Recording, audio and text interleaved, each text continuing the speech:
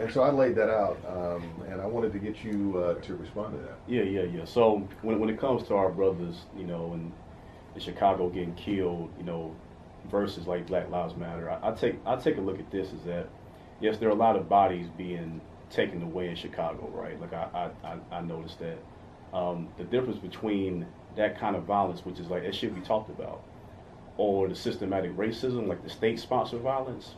You're talking about, crime and injustice. Now they're both crimes, but the injustice is that in Chicago, say for instance, like anyone you all take me out, right?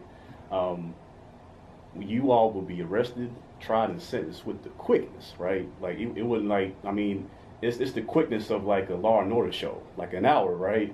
But when it comes to systematic racism, say for instance, like a road cop, kills a black youth, that cop is protected by the system, whether it's by the DA, the politicians, some media outlets, like that person protected, and that like a black life is like debatable, right? So like when a young black life is taken, it becomes a tragedy, right? We all know it's a tragedy, but it becomes an injustice through like a vetting process.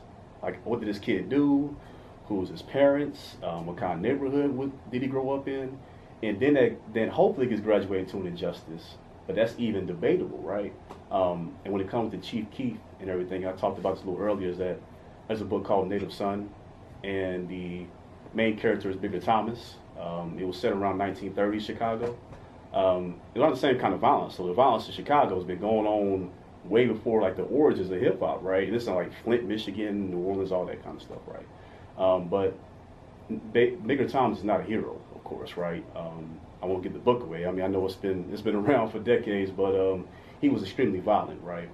But he was the result of systematic racism, right? So like the system and the oppression that happened to black people historically made a Bigger Thomas. So Chief Keef, I'm not in his music, but his music is reflective of what's going on in Chicago. So it's kind of like a cry for help, right? So though he's saying like he's hard, like bang, bang, all that kind of stuff represent gangs, it's like subconsciously he's telling the nation, this environment I'm in is messed up, right? It is messed up. I'm not saying you should do something about it, but I need you to know that it is messed up right here, and that we're living proof of that.